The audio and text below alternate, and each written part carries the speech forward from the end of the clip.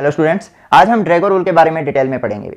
तो शुरू करते हैं। तो सबसे पहले मैं नाइट्रोजन फैमिली की हाइड्रोजन के साथ रिएक्शन करने पर जो कंपाउंड बन रहे हैं उसका डिस्कशन कर रहा हूं कि नाइट्रोजन और हाइड्रोजन मिलकर आपके अमोनिया बनाते हैं। इसी तरह फॉस्फोरस है, हाइड्रोजन के साथ मिलकर फॉस्फीन बनाएगा। आर्सेनिक हाइड्रोजन के साथ मिलकर आर्सिन बनाएगा और एंटीमनी है, हाइड्रोजन के साथ मिलकर स्टीबिन बनाएगा। ठीक है। इसी तरह ऑक्सीजन हाइड्रोजन के साथ रिएक्ट करता है तो क्या बनता है? अभी वाटर बनता है, हाइड्रोजन सल्फाइड है, H2SC हो जाएगा और H2TE हो जाएगा। अब इनके एंगल देखो भी, इसमें जो एंगल आता है 107 डिग्री के लगभग है। यहां पर होगा 93.8, यहां 91.8 और यहां पर होगा 91.3। एग्जैक्ट एंगल याद रखने की आपको जरूरत नहीं है, आप ऐसे भी याद रख सकते हो 94, 92, 91। ठीक है। इसके बाद में ये होता है 104.5 डिग्री, ये होता है 92, ये 91 है और ये 89.5 है। ठीक है। तो अब आप क्या देखोगे, इनकी हाइब्रिडाइजेशन देखो भी। हाइब्रिडाइजेशन मैंने निकालनी आपको सिखा रखी है कि यहाँ पर 3 बॉन्ड पेयर है और एक क्या है, लोन पेयर है। मतलब हाइब्रिडाइजेशन क्या हो जाएगी, sp3 हो जाएगी, 3+1 4 है ना। यहाँ पर क्या है, ऑक्सीजन के ऊपर 2 लोन पेयर है और 2 ही बॉन्ड पेयर है, तो मतलब 2 + 2 क्या हो गया, 4 हो गया। तो हाइब्रिडाइजेशन यहाँ भी क्या होगी, sp3 होगी। ठीक है। अब एंगल कितना होता है sp3 हाइब्रिडाइजेशन में, 109.28 डिग्री, यही एंगल होता है। अब आप क्या देखोगे कि ये अमोनिया का एंगल है वो इसके नजदीक है। ठीक है। तो डिक्रीज क्यों हुआ अमोनिया का angle, due to lone pair repulsion, है ना। ऐसे लिख सकते हैं कि अमोनिया, नाइट्रोजन है, 3 हाइड्रोजन लगे हुए हैं, पिरामिडल शेप होती है, ट्राइगोनल पिरामिडल बोल देते हैं ना इसको। तो यहां पर क्या होगी भी, ये लोन पेयर है, loan pair bond pair, loan pair bond pair repulsion होगी। रिपल्सन होगी तो बॉन्ड क्या आ जाएंगे, नजदीक आ जाएंगे, तो एंगल क्या हो जाएगा, डिक्रीज हो जाएगा। ठीक है। टेट्राहेड्रल एंगल से ये डिक्रीज हो गया है, क्यों, due to lone pair bond pair repulsion. अब इधर देखो, इधर तो क्या हुआ, लगभग 5 का डिफरेंस आ गया ना। यहाँ पर 109 है, यहाँ 104 है, तो 5 डिग्री का डिफरेंस आया। इतना ज्यादा क्यों आया अभी, वहां पर क्या है, लोन पेयर 2 है वाटर के अंदर, है ना। तो जितने ज्यादा लोन पेयर होंगे उतना ही ज्यादा स्पेस ऑक्यूपाई करेंगे, उतनी ज्यादा रिपल्सन होगी, उतना ही कम बॉन्ड एंगल होगा। अब देखो ये 2 बॉन्ड पेयर लोन पेयर वो रिपेल कर रहे हैं इनको, तो रिपल्सन ज्यादा होगी। यहाँ पर 1 लोन पेयर कर रहा था, यहाँ 2 कर रहे हैं, रिपल्सन ज्यादा होगी तो बॉन्ड एंगल और ज्यादा डिक्रीज हो जाएगा। ठीक है। तो ये समझ आ गया होगा ये इतना कम क्यों है, due to lone pair bond pair repulsion. अब देखो कि यहां तक चलो हमें क्लियर है, बट यहां पर देखो ये तो बहुत ज्यादा डिक्रीज हो गया, 90 के लगभग आ रहे हैं ये। ठीक है। तो इस बात को एक्सप्लेन करने के लिए अब कोई भी क्या है कि इनऑर्गेनिक में पहले प्रैक्टिकल डेटा आते हैं, एक्सपेरिमेंट करके देखते हैं इनके एंगल कितना है, बॉन्ड लेंथ कितनी है, और उसके बाद में वो रीजन देते हैं कि ये ऐसा क्यों हुआ होगा। तो ड्रैगो नाम के एक साइंटिस्ट थे, उन्होंने कहा कि ये 90 के इर्द गिर्द है, मतलब इनमें हाइब्रिडाइजेशन हुई ही नहीं। यहां पर प्योर p ऑर्बिटल बॉन्डिंग में पार्टिसिपेट कर रहा है, क्योंकि आपको पता है p ऑर्बिटल कौन से होते हैं, px, py और pz, और तीनों क्या है, एक दूसरे के परपेंडिकुलर है, मतलब 90 डिग्री के एंगल पे है। ऐसे लिखेंगे ना, ऐसे होंगे ये। मान लो ये px है, ये py है, ये pz है, तीनों एक दूसरे के क्या परपेंडिकुलर है, तभी ऐसा पॉसिबल है ना। अगर हाइब्रिडाइजेशन होता तो इतना एंगल कम नहीं होता, मतलब वो 109 के इर्द गिर्द ही होता। समझ आ गया। तो ड्रैगो ने क्या कहा कि इन एलिमेंट में, यानी इन मॉलिक्यूल जो भी है और इनमें हाइब्रिडाइजेशन नहीं हुई, तो मैं क्या लिख दूं, नो हाइब्रिडाइजेशन। कंडीशन भी बताऊंगा अभी कौन से क्यों नहीं करते। नो में आप सीधा आपको यहां से पता चल जाएगा, नाइट्रोजन N से O से ऑक्सीजन, यानी नाइट्रोजन और ऑक्सीजन के जो हाइड्राइड है वो हाइब्रिडाइजेशन शो नहीं करते। ठीक है। अब ये क्यों नहीं करते भी, इसका रीजन यहां से स्पष्ट हो रहा है। पहली बात आप ये लिखोगे लाइन, ड्रैगो रूल के अकॉर्डिंग कौन हाइब्रिडाइजेशन शो नहीं करते, कि एलिमेंट ऑफ क्या लिखोगे, सेंट्रल एटम देखोगे आप, क्या देखोगे, central atom. If central atom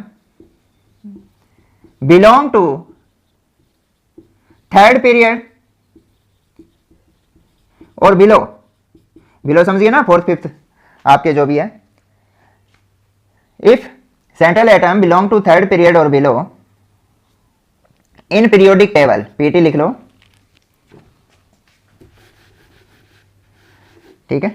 in periodic table. ठीक है। एंड दूसरी कंडीशन लिख रहा हूं, एक बार इतना लिखो, दूसरी क्या लिखोगे, and contain at least 1 lone pair, कम से कम 1 लोन पेयर तो नहीं होना चाहिए, 1 लोन पेयर। ठीक है, इसी को देख के बढ़ा रहे हैं आप कि ये थर्ड पीरियड है और उसे नीचे वाले हैं और इनके पास क्या है, कम से कम एक लोन पेयर है और इनके पास कितने हैं भाई, 2 लोन पेयर है, तो कम से कम एक या 2 लोन पेयर होनी चाहिए। 2 कंडीशन हो गई। तीसरी कंडीशन क्या है कि electronegativity of side atom, electronegativity of A side atom क्या होनी चाहिए, शुड बी लेस देन और इक्वल 2.5। ठीक है, अगर ये तीनों कंडीशन बन रही है तो उनमें हाइब्रिडाइजेशन नहीं होगी, नो हाइब्रिडाइजेशन। ठीक है, अगर सेंट्रल एटम थर्ड पीरियड या इससे नीचे के हैं और उनके पास कम से कम एक लोन पेयर है और उनसे जो साइड एटम जुड़ा हुआ है उसकी इलेक्ट्रोनेगेटिविटी 2.5 से कम है या उसके इक्वल है, तो उनमें हाइब्रिडाइजेशन नहीं होगी, यानी उनमें जो प्योर पी ऑर्बिटल है वो बॉन्डिंग में पार्टिसिपेट करेगा। इसका देखो भी, जैसे आपको नाइट्रोजन फैमिली की जनरल इलेक्ट्रॉनिक कॉन्फ़िगरेशन तो पता ही होगी, क्या होती है, NH2 NP3 होता है, तो ये सेकंड पीरियड में है तो 2s2 2p3 हो जाएगा, है ना। यहाँ तो sp हाइब्रिडाइजेशन हो गई, क्यों भाई, क्योंकि हमने यहाँ थर्ड पीरियड का था, ये सेकंड पीरियड का है, क्लियर है, ये भी सेकंड पीरियड का है, मतलब इनमें हाइब्रिडाइजेशन होगी। अब इधर देखो कि आपके जो फॉस्फोरस है उसमें क्या हो जाएगा, 3s2 3p3 हो जाएगा, है ना। तो s में 2 इलेक्ट्रॉन है और p में कितने हैं, 3 इलेक्ट्रॉन है, मतलब 3 अनपेयर्ड इलेक्ट्रॉन है, तो 3 ये ओवरलैप करके कोवेलेंट बॉन्ड बना सकता है।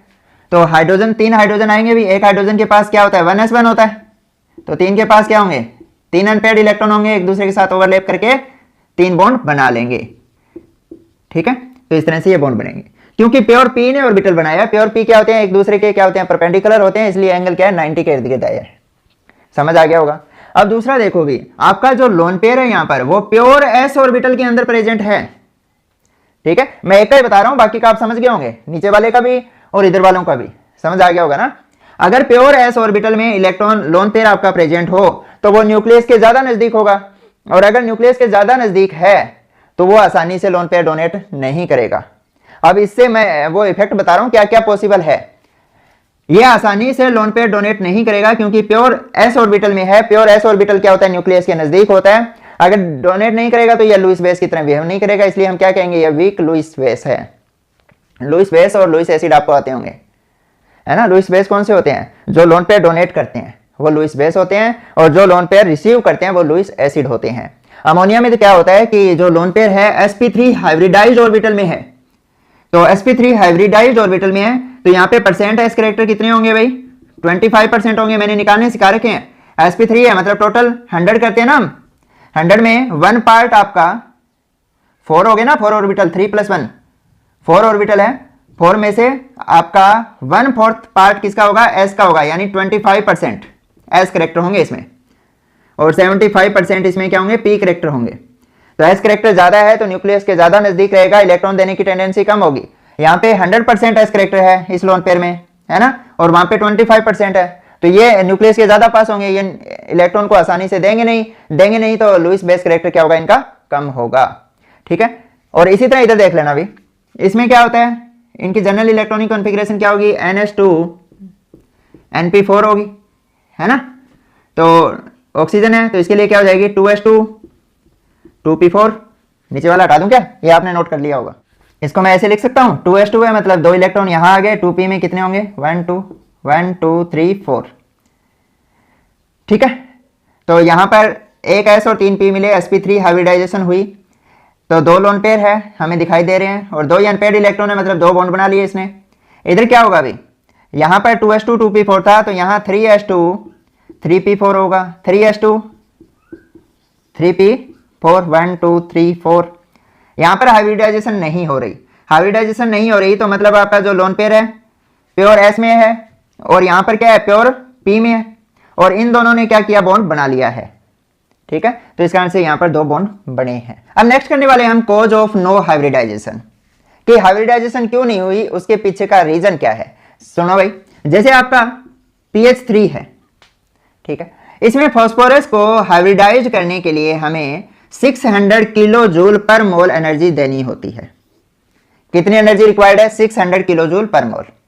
ठीक है, अब उस हाइब्रिड ऑर्बिटल से जो बॉन्ड बनेंगे उनमें क्या होनी चाहिए, बॉन्ड फॉर्मेशन के दौरान जो एनर्जी रिलीज हो रही है वो 600 किलो जूल से अगर ज्यादा एनर्जी रिलीज होगी तो आपका जो प्रोसेस है वो फेवरेबल होगा। ठीक है, अगर उससे कम एनर्जी रिलीज होगी बॉन्ड फॉर्मेशन के दौरान तो वो प्रोसेस है आपका फेवरेबल नहीं होता। थर्मोडायनेमिकली जो प्रोसेस है कौन सा फेवरेबल होता है भाई, थर्मोडायनेमिकली वही प्रोसेस फेवरेबल होता है जिसमें रिलीज्ड एनर्जी रिक्वायर्ड एनर्जी से ज्यादा हो। ठीक है, बट यहां पर क्या होता है कि जो हाइब्रिड ऑर्बिटल बॉन्ड बनाते हैं उसमें जो एनर्जी रिलीज होती है वो लेस देन 600 किलो जूल हो रही है। ठीक है, बॉन्ड फॉर्मेशन के दौरान, मतलब ये क्या हो गया, थर्मोडायनेमिकली अनफेवरेबल हो गया। इससे ज्यादा एनर्जी रिलीज हो जाती तो मतलब हाइब्रिडाइजेशन प्रोसेस है वो फेवरेबल होता। क्लियर है, तो इस कारण से क्या हो रहा है, यहां पर जो प्योर पी ऑर्बिटल है वो बॉन्ड बना रहे हैं। ठीक है, और वो स्टेबल भी है।